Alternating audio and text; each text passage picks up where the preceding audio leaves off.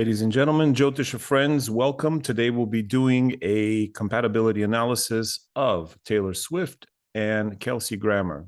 Wait, is it Kelce Grammer? No, the other Kelce, Travis Kelce. That's right. The other one's a little old for her. Yes. So, but before we do that, first I'm going to show you how not to do compatibility, and you're going to hear me rant for about 5 minutes. So if you want to skip that, just skip forward. But in the meantime, I just, in looking up their birth times, because in order to do good compatibility, you need the correct birth date, time, and place of each person. Now, this is a strange case because we really don't have that for either of these. And so using astrology to do compatibility becomes difficult if you don't have the correct data in. However, for Taylor Swift, we are reasonably sure that we have her correct chart based on the time that she is given, or that her birth certificate or whatever has been unearthed, so to speak. So, and this is the chart we have for her. Kelce, however, we do not have any data. We don't know if it was morning, afternoon, or evening. So this makes my job a little bit more difficult, because now I have to verify which is his chart. I honestly don't want to spend 2-3 hours doing that and checking his life events. So I'm going to do a couple of different charts, see how they match. And I'm picking those couple of charts based on the general facts of his life, that he's a professional athlete. And according to the Gauquelin studies in the 60s and 70s, Michel Gauquelin, if you don't know who that is, was a statistician who set out to disprove astrology by cataloging the thousands of famous people who are eminent in their field, meaning eminent authors, eminent athletes, eminent scientists, doctors, and so forth. And instead of debunking astrology, he found statistically relevant correlations. And for meaningful to us, he found that athletes had Mars placed with a high level of correlation, either very close to the ascendant or the 10th cusp. So based on that, we can put, and again, doesn't mean this is his chart, but I'm going to put Mars close to the 10th cusp and then Mars close to the ascendant and see what happens. Okay. But, and as we do this, I'm also going under the assumption that I don't know what his exact ascendant is. So I'm not going to place a lot of weight on factors that require us to know the ascendant. So here we go. So first of all, how not to do compatibility. So this is from a People magazine article from a famous astrologer to the stars, apparently. And the first statement here, at least in the article, is that they're born in very close together, meaning December 13th and October 5th. Well, that's actually not very close. That's more than 2 months apart. So as a result, the pair share many key astrological placements. Well, if you're going to say that statement, then you also have to recognize that they share those key factors with millions of other people. So 2 months is 60 days. This is the current world population. Today, there were 340,000 births. Now it is 10:21 p.m. I know, it's still daylight. Can you believe it? Look at the tree back here. It's still daylight. This is, of course, a blue screen or a green screen or a no screen. It's just my bedroom behind me. But I'm doing this at night. It's 10:20 p.m. And today there have been over 300,000 births. Now let's just take this at 300,000. Okay, I'm going to get out my trusty calculator. 300,000 births per day times, what is it, 63, 64 days? That is 18,900,000 people. So if you're going to say this statement that as a result, the pair share many key astrological placements, along with 18,900,000 other people who were born during that time. Do you understand please understand the absurdity of this statement. You can't say that two people are compatible because they were born 2 months apart without taking into account the fact that so were millions of other people. So this is why scientists laugh at us, at astrologers and astrology, when it's done this way. Now, if this were the only statement, I wouldn't have any beef with this, but it goes on. Both Swift and Kelce possess Pluto in Scorpio, which, a quote, brings them great passion and a desire for transformation. Wow, that sounds amazing, right? Although, what does it really say? They're passionate. Until you think about how long was Pluto in Scorpio? Well, I looked it up. So when they were born, Pluto was in Scorpio for 10 and a half years. So let's get out our calculator here. 10.5 times 365, that's 3,800 days, times 300,000 births per day. I'm being generous because today there are 340,000, but let's see. That is over 1 billion people. Okay.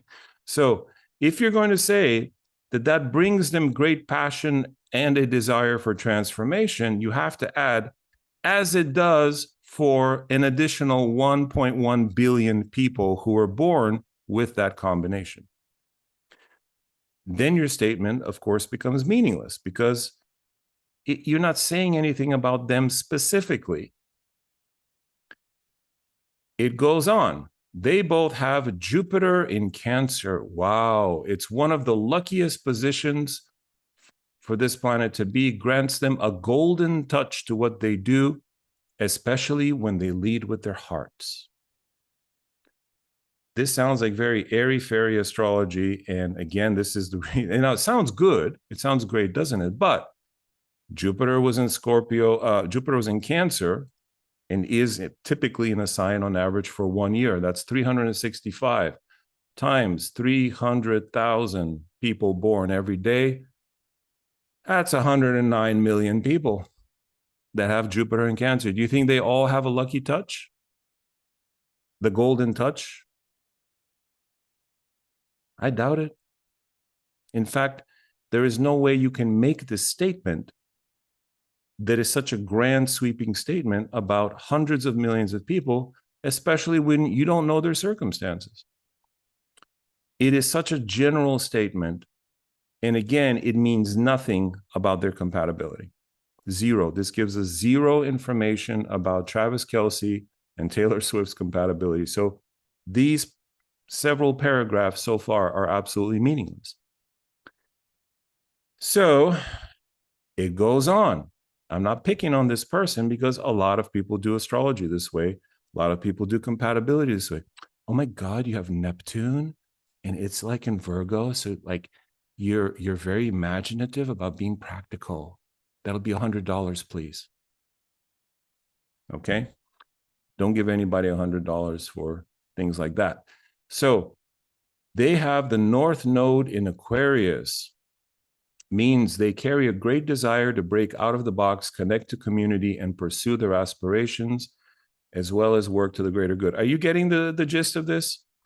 North Node, how long does it stay? A year and a half. So 365 times 1.5 times 300,000 is 164 million people also have this combination. You're getting tired of hearing me say this? Now, to the person's credit, they do start talking about, they do mention a few good, solid combinations, like a powerful Mars-Venus conjunction that is very tight in orb, which is meaningful. It means they have sexual attraction, and one or two others. But the majority is this kind of general soup that is, in the end, a disservice both to the couple. It's a disservice to the reader who has to read all of this stuff and try to make sense of it when in fact it's nonsensical. And it's a disservice to the astrologer because you're not forwarding your craft. You're not excellent. You're not being excellent. Now, I say that because I hold myself to those standards as well. I'm not just, raking someone else over the coals. All right. So, and in the end, they give the relationship a 9 out of 10. Let's see what that is. They talk about Mercury conjunct Saturn, which is absolutely meaningless with respect to relationships. That's like saying, talking about a meal and saying that it had a quarter teaspoon of coriander. Well, it's an ingredient, but is it the main thing to talk about? No, it has nothing. It's such a small kind of trivial thing. So anyway, they give this relationship, it goes on and on. If you want to read the article, by the way, people.com, you can check it out. I was just looking for the, anyway, they give the relationship a 9 out of 10. So let's see if based on our methods and hopefully a little more detailed analysis, we can give this relationship a 9 out of 10, 1 out of 10, or what it looks like. So here we go. Now, here's the info I have for Taylor Swift. For Travis Kelce to get Mars in the ascendant, I have an 8 a.m. chart. This is the first one we'll be starting out with. And boom, right from the beginning, you can see it doesn't look great. Wow, okay. Why is that?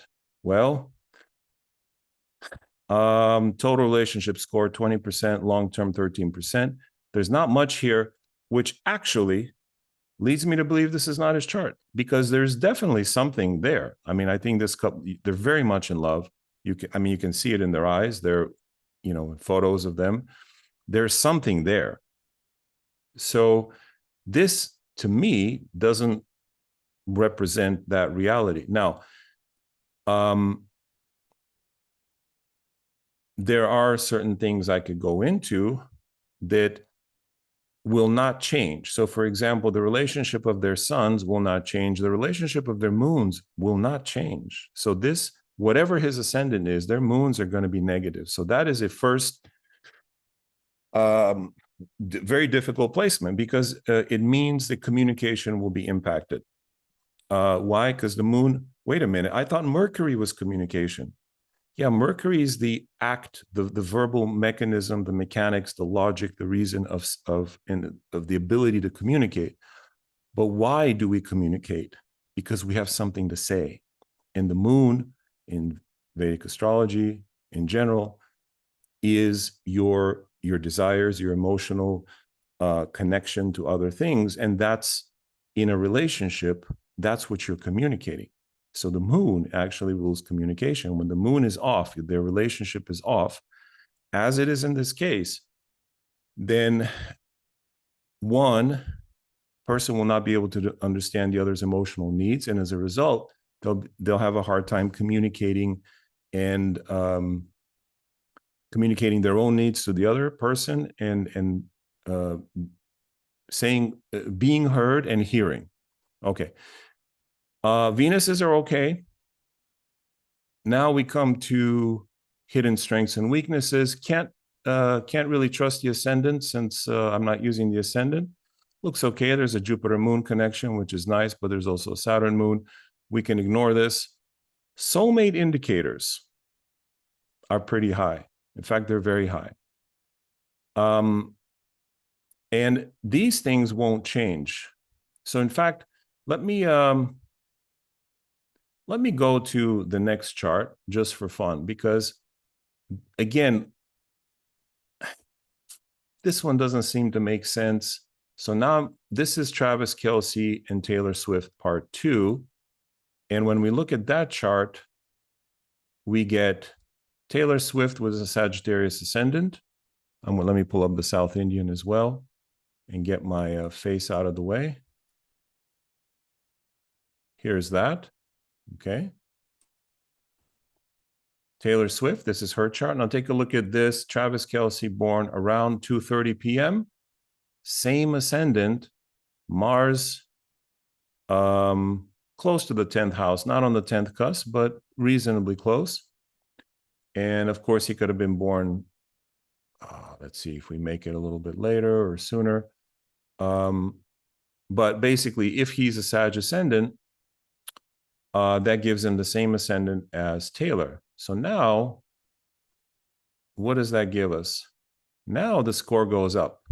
And in fact, if we look down, now their total relationship score is 57%. Anything above 50% is good.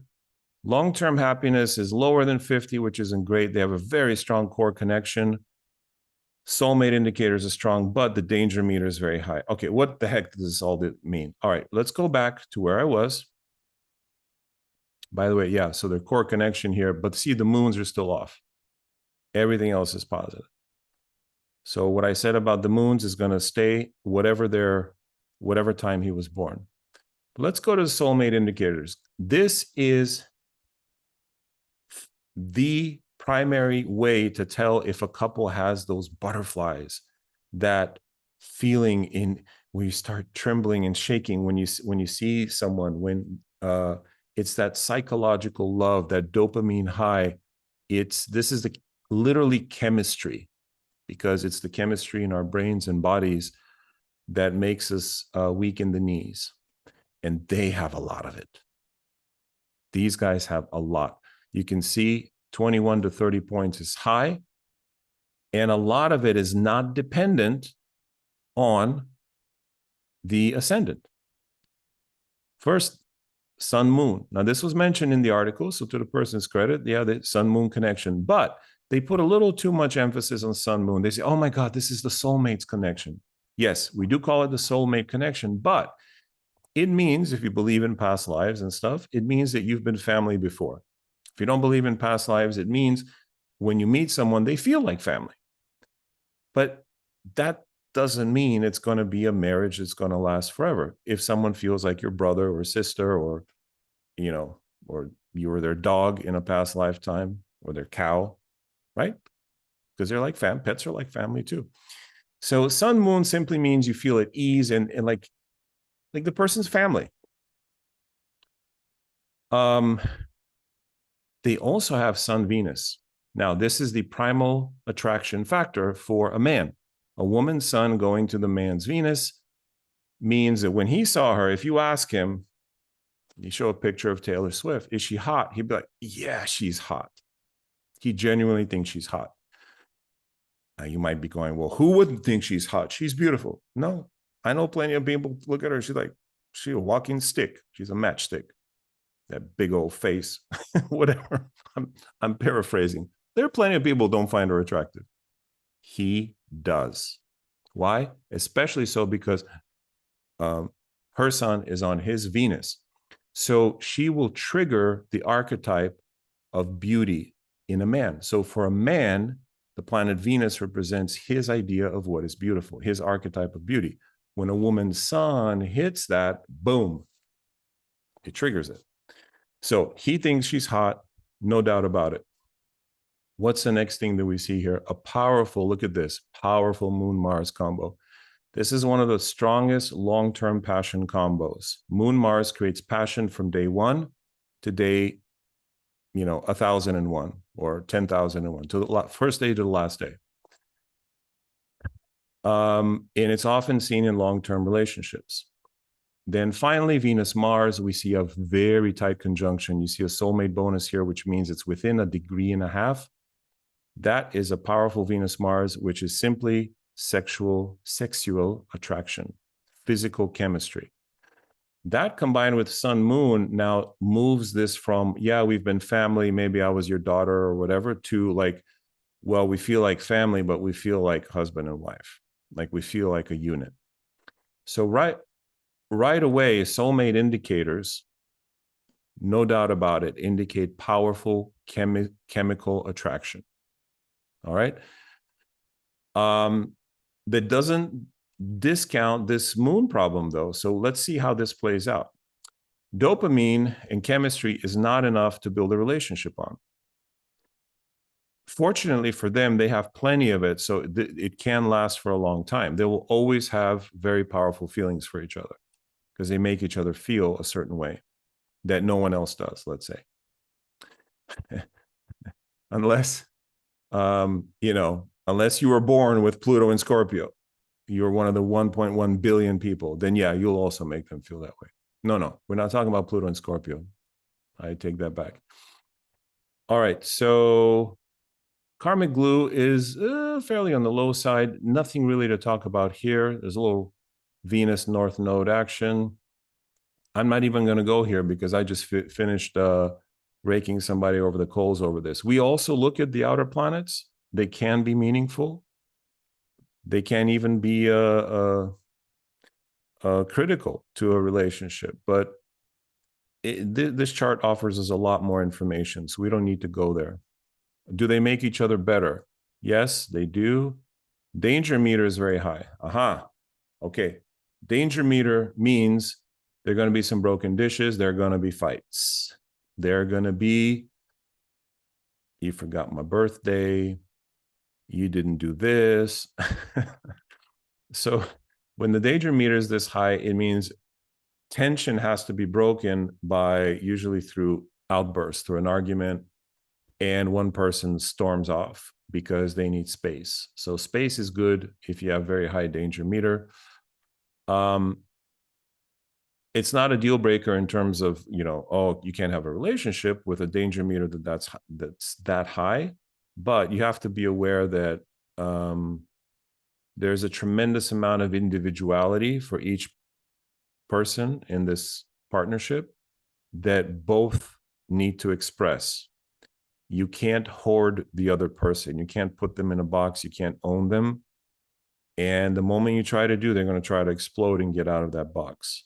Whether the box is, oh, you're just a football player, or you're just a pop star, or, oh, you should do, the things I want to do, or, oh, I can't do the things I want, you can't put yourself or each other in a box with this combo. All right, so let's move over to the ancient methods. And here is where we begin to see cracks. The ancient methods, in fact, are not going to change because his moon is not going to move. And this score is particularly difficult to overcome, especially because the major source of lack in the ancient method, which we want 18 points, but they only have 13. We want a minimum of 18. Good couples have 20, sometimes in 30 points. This couple has 13. Why? They have 0 yoni. I've talked about this in other videos. Yoni means sexual satisfaction and fulfillment. And now we get to one of the core sort of dynamics of this relationship. There is an intense amount of attraction. There is an intense amount of chemistry. And the ancient method, in fact, from the ascendant, no, even from the ascendant, it's not great. I think it was in the other chart. Let's see, the other ascendant, pardon me here if I'm, from the other ascendant, you had great chemistry from the ancient method, from the Lagna, but not from the moon. You can see from the moon, it's still 0. But we're sticking with this chart. So guys, what this indicates is that there's tremendous passion, there's chemistry, but the long-term sexual satisfaction is missing.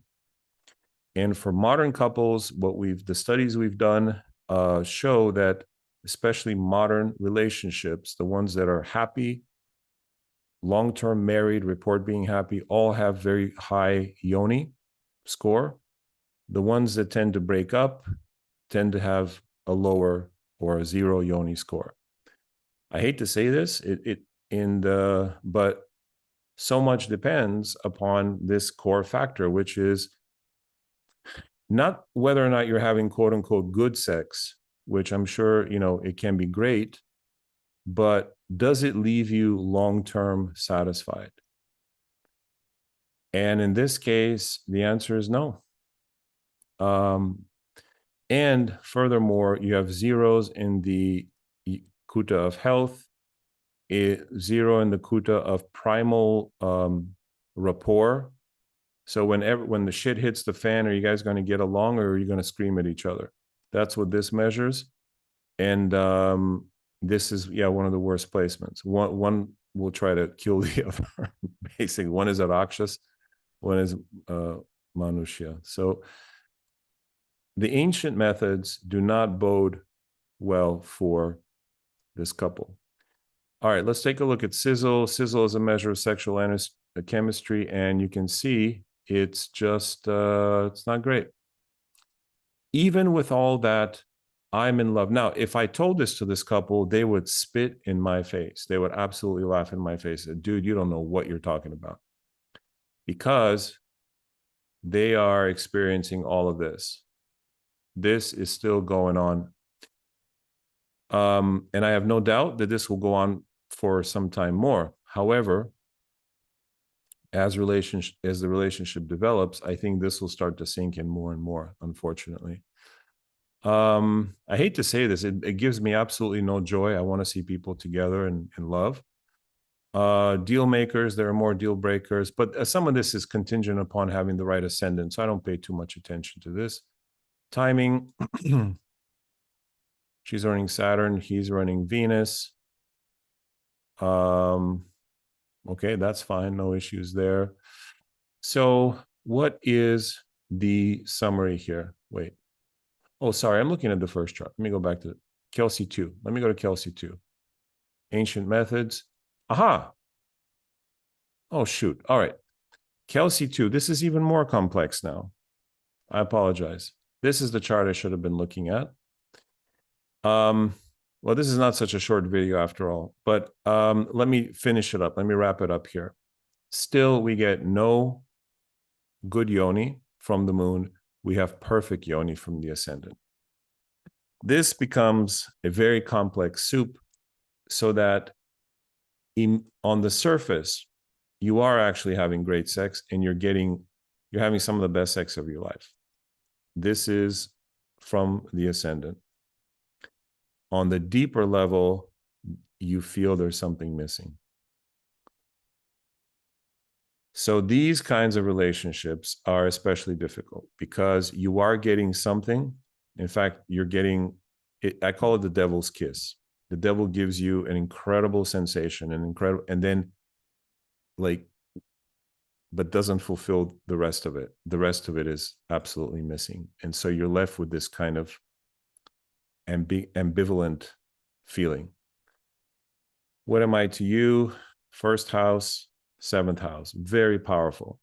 They do identify as a couple, but guess what? Look at this. The 12th house is the most powerful. There will be secrets, self-undoing, and ultimately spending time away from each other, either by force of necessity, their jobs or whatever. But there will be a lot that they're not telling each other in the end. So what is my summary? Let's take a look. Short term looks very good, 57%. Long term, 40%. And that's exactly how to characterize it. Is this a 9 out of 10 stars like the People magazine? Hell no. Is it 5 out of 10? No, it's better than that. This is maybe a 6 out of 10 if you're using that scale.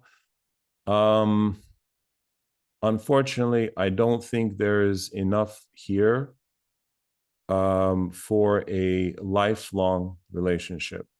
And again, sorry, I had the wrong Travis Kelce chart. Here's the Kelce 2, which does paint a better picture.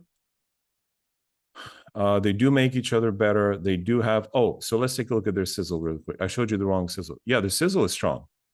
11.5 is in the very good range, but over time, they don't get a lot of support. So their average is 8.3, which is brings it down. So here is a case of a couple having immense chemistry, having the absolute best sex of their lives at the moment in one respect, but getting very little fulfillment from it in another. And man, what a trip. It's a mind game. There is some Talk of children. I don't think it'll happen. I haven't really looked at their charts, but I don't think it'll happen. Yeah, so 2 to 2.5 years is what I give it. All right, guys, that's it. Sorry, this video ended up being longer than I intended, but if you have questions or comments, let me know.